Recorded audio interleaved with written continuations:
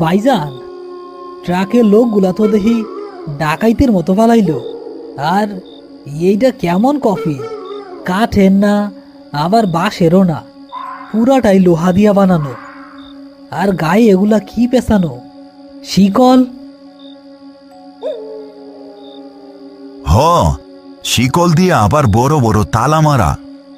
আমার বাপের জন্মেও আমি এমন কফিন দেখি নাই। জব্বার ভাই, ঘটনা কি কন্ত?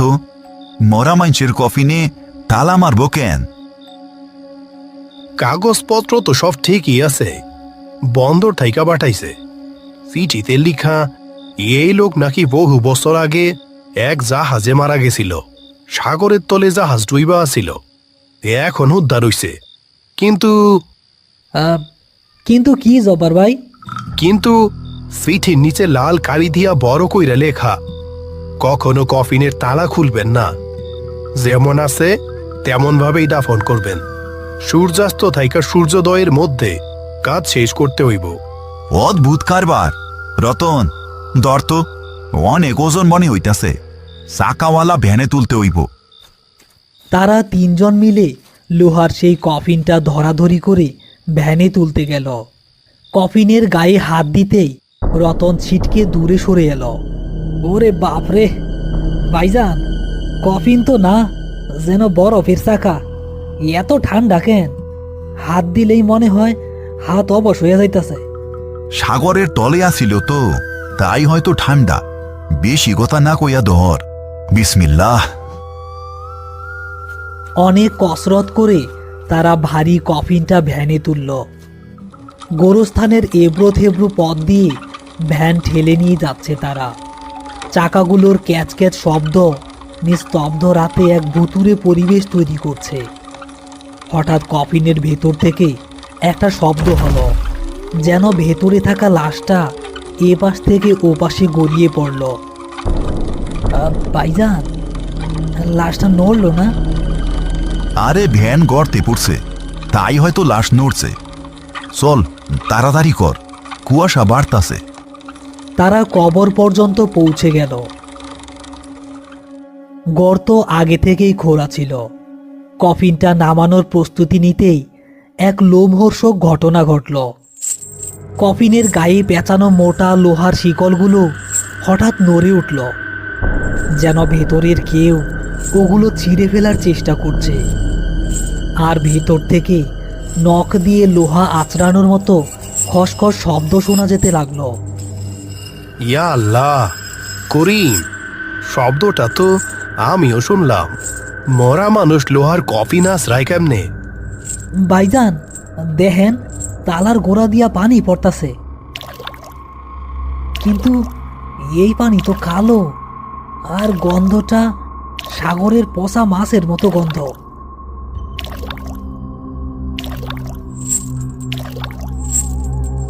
রতন, ভ্যান থাইকা দূরে সর।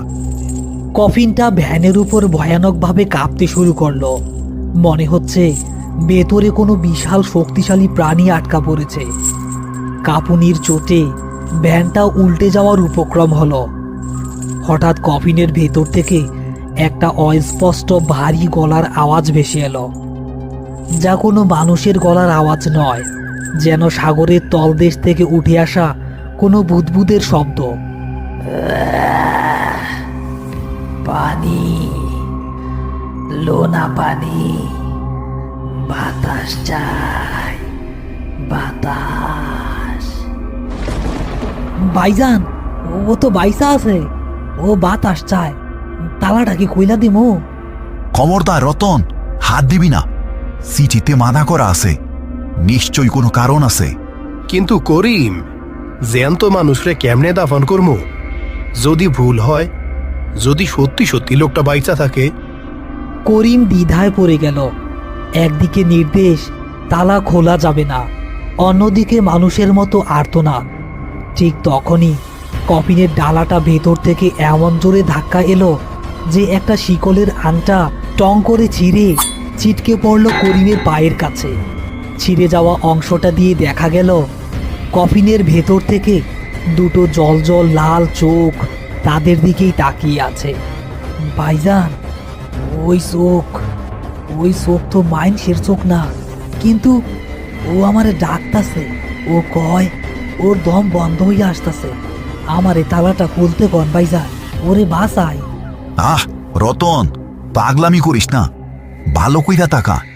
কোনো মানুষের চোখ অন্ধকারে এমন জ্বলে না, ও তোরে মায়া লাগাইতাছে।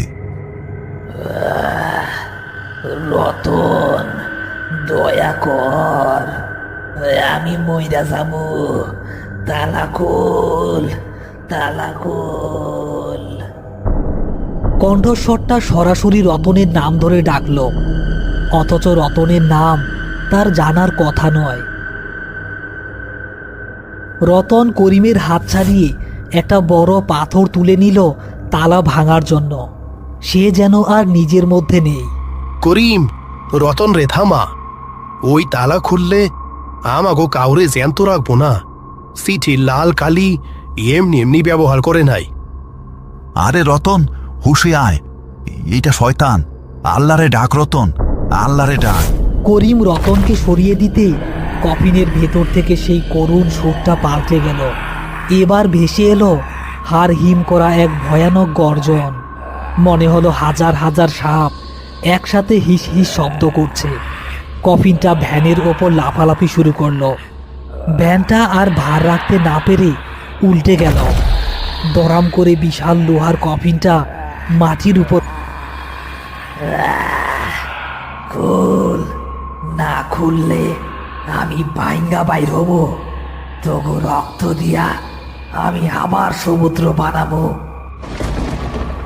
সর্বনাশ হইছে। মাটিতে পড়ার ছোটে আরেকটা শিকল ঢিলা হয়ে গেছে। ডালাটা ফাঁক হইতাছে। করিম, দেহ ভিতর থাইকা যেই কালো পানি পড়তাছে, সেইখানে ঘাসগুলো সব জইলা ছাই হয়ে যাইতাছে। এইটা এর ফিডের চাইতেও ভয়ানক বিষ। জব্বার ভাই, আর দেরি করা যাইব না, এইটারে এক্ষুনি করতে ফেলাইতে হইব। রতন, উঠ, যদি বাঁচতে চাস ব্যান বাদ দে, লাথি মাইরা কফিনটারে করতে ফেলা। ভাইজান, আমি আমি কি করতে চাইতেছিলাম? আল্লাহ মাফ করো আমারে, ধরেন ভাইজান। তারা তিনজন মিলে সেই বিষাক্ত কালো পানি আর হিমশীতল কফিনটাকে গর্তের দিকে ঠেলতে শুরু করলো। কফিনের ভেতর থেকে তখন প্রচণ্ড শক্তি প্রয়োগ করা হচ্ছে ডালাটা খোলার জন্য।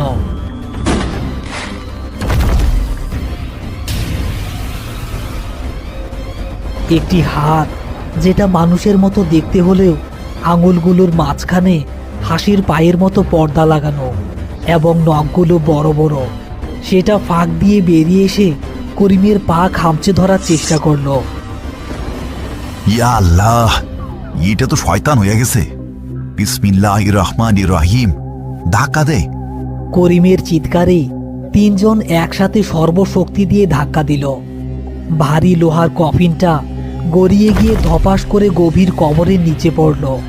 পড়ার সাথে সাথে ডালাটা একটু ফাঁক হয়ে গেল এবং সেখান থেকে একটা বিকট আর্তনাদ বের হয়ে এলো, যা গোরস্থানের সমস্ত নিস্তব্ধতা ভেঙে চুরমার করে দিল। আরে মাটি দেও, ও ফাঁক দিয়া বাইর হওয়ার চেষ্টা করতাছে। তারা পাগলের মতো হাত দিয়ে কোদাল দিয়ে মাটি চাপা দিতে শুরু করলো। কফিনের ভেতর থেকে তখনও সামান্য ধাক্কা আসছে। মাটি ফেলার সাথে সাথে নিচ থেকে আবার একটা গোংরানির শব্দ শোনা গেল। ফিরবো, আমি আমি আবার ফিরবো। লোনা পানি, রক্ত। কিন্তু তিনজনের প্রাণপণ চেষ্টায় মুহূর্তের মধ্যেই কফিনটা মাটির নিচে চাপা পড়ে গেল। তারা থামলো না। যতক্ষণ না মাটি সমান হয়ে গেল ততক্ষণ তারা মাটি দিতেই থাকলো। গোরস্থানের পাশের মসজিদ থেকে ফজরের আজান ভেসে এলো।